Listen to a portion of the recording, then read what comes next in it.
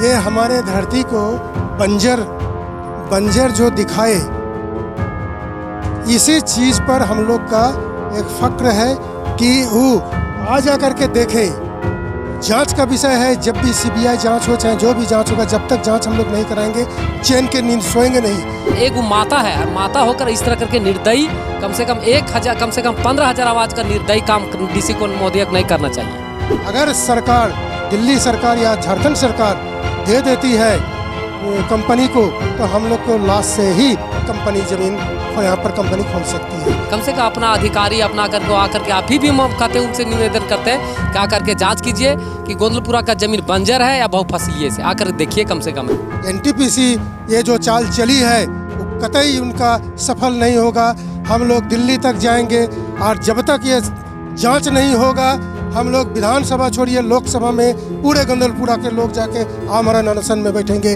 हमारा यहाँ ऊपर भी सोना है, नीचे भी सोना है, लेकिन नीचे वाला सोना देख खत्म होगा पूरा खा, लेकिन ये सोना ऊपर वाला सोना है जो हम लोग इसको हम लोग सींचते बोलते हैं, जितना इस पर सींचेंगे उतना हम लोग को फायदा होगा। हम लोग के लिए अगर कोई दुश्मनी कर रहे हैं डायरेक्ट रूप से, प्रत्यक्ष रूप से, तो वो है एडिशनल कलेक्टर एसी साहब और राकेश रोशन जी। डीएलओ साहब उनका नाम नहीं जानते हैं। डीसी महोदया मैडम जो है हाथ धो के पड़ गई है हम लोग को यहाँ से भगाने के लिए, विस्थापित करने के लिए। पूरे गोंदलपुरा के जनता, गाली ब्लॉगर के जनता, महिला पुरुष सब कोई ये कसम खा चुके हैं कि हम लोग जब तक जीवित हैं जमीन नहीं देंगे।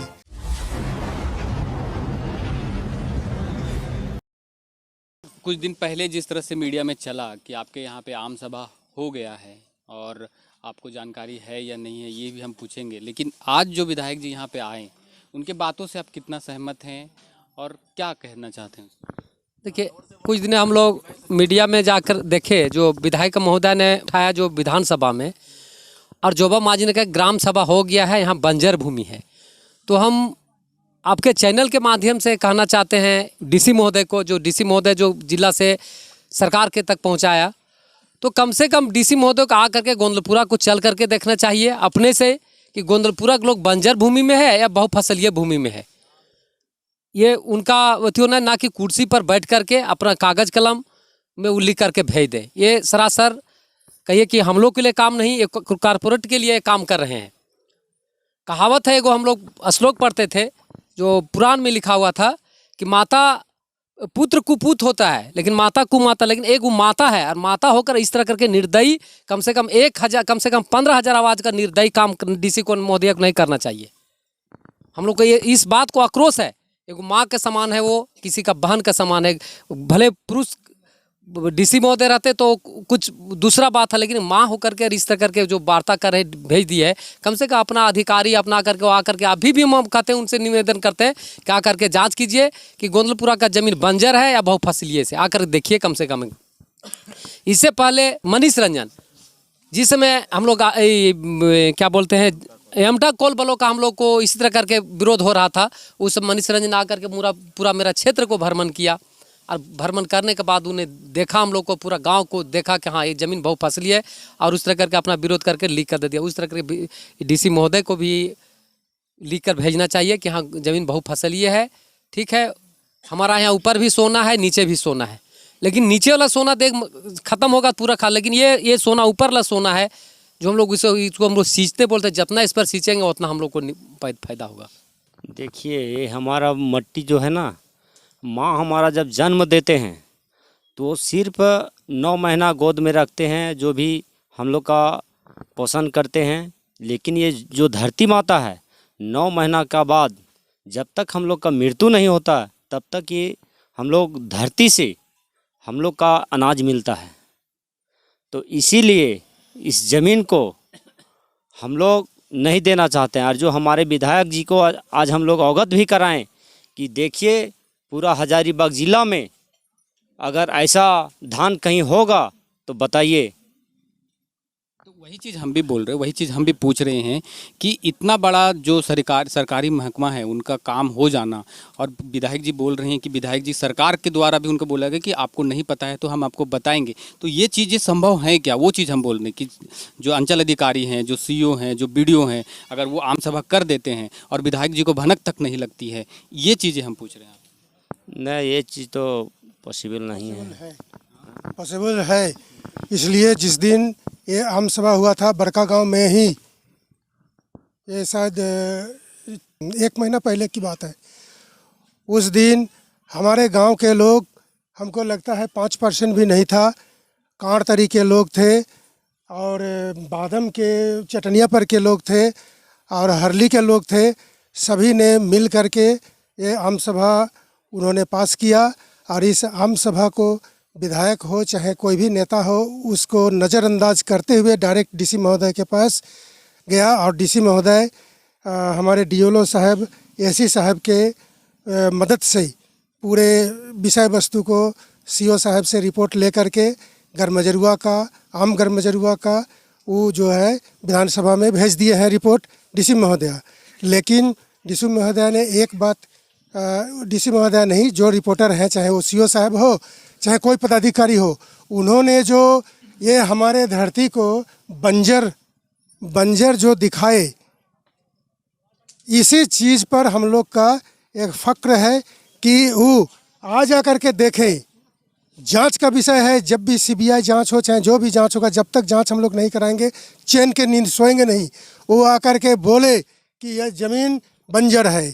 जब आज से 2004 में एमटा कोल ब्लॉक हमारे गांव में आई थी, उस समय हम लोग इसी तरह का लड़ाई लड़ते थे और आज तो हम गांव में बैठ कर लड़ रहे हैं। उस समय हम लोग बड़का गांव दाता बाबा के पास मंच बना हुआ था, उस मंच में लोकसभा पास होने वाला था।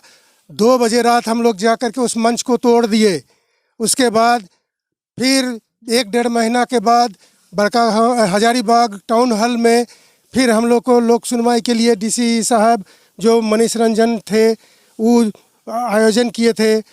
जो कंपनी के दलाल टाइप के लोग थे उसको सफ़ेद गमछा और लेडीज़ को लाल शाल दे करके वही लोग को बोलना था स्टेज पर कि हाँ कंपनी खुलना चाहिए। लेकिन हम लोग सब गए, भगदड़ मच गया, कुर्सी टूट गया, मारपीट हुआ, केस हुआ।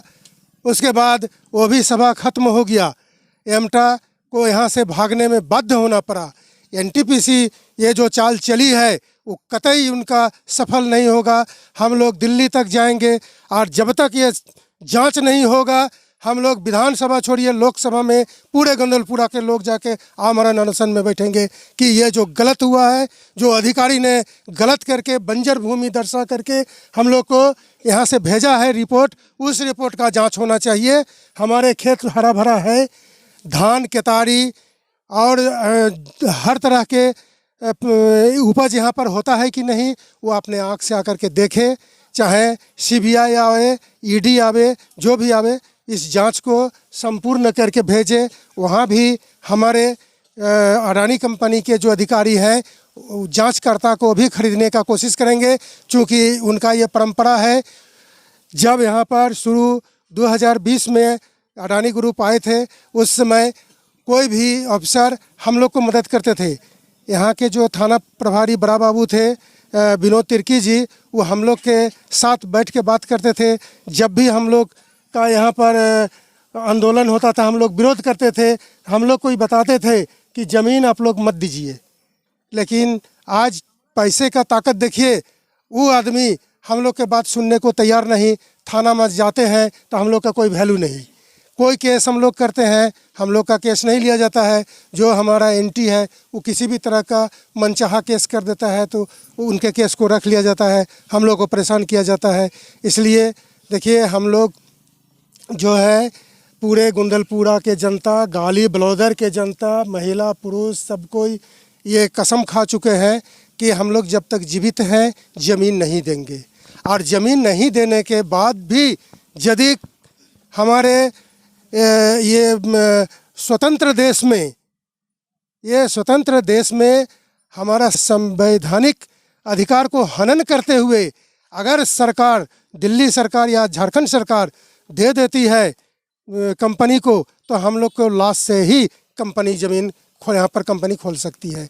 और एक बात है, अहम बात, कि मैं हेमंत सोरेन का भी थोड़ा सा शुक्रगुजार इसलिए हूँ कि अभी तक एमटा नहीं, JSW का फाइल 900 कुछ एकड़ का आज 2.5 साल से पड़ा हुआ है, लेकिन हेमंत सरकार अभी तक उस पर सिग्नेचर नहीं किए, उनका काम अभी ठप पड़ा हुआ है।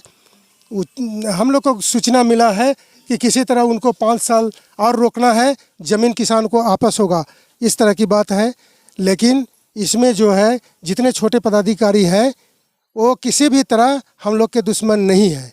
सिर्फ हम लोग के लिए अगर कोई दुश्मनी कर रहे हैं डायरेक्ट रूप से, प्रत्यक्ष रूप से, तो वो है एडिशनल कलेक्टर AC साहब राकेश रोशन जी, DLO साहब उनका नाम नहीं जानते हैं, DC महोदया मैडम जो है हाथ धो के पड़ गई है हम लोग को यहाँ से भगाने के लिए, विस्थापित करने के लिए। मैं ये जो बात बोल रहा हूँ इसके लिए हमको भी सज़ा भुगतना होगा, तो मैं सर मैंने एकदम उसके लिए तैयार है कि किसी भी तरह का हम लोग को सज़ा भुगतना होगा, हम तैयार हैं। लेकिन इस गांव को बिकने नहीं देंगे। ये जब तक मेरे शरीर के नस नस में खून का एक कतरा बहता रहेगा, मैं इस ज़मीन को कोई बाहरी कंपनी को नहीं देंगे। और हम तमाम लोगों से कहते हैं कि आप लोग जो लड़ाई लड़ रहे हैं संवैधानिक रूप से लड़िए, झगड़ा झमेला और किसी तरह सरकारी काम में बाधा उत्पन्न करके और अपने आप को केस में मत डालिए, संवैधानिक रूप से लड़िए। संविधान है, आज नहीं तो कल, देर है लेकिन दुरुस्त है, जीत हम लोग का है।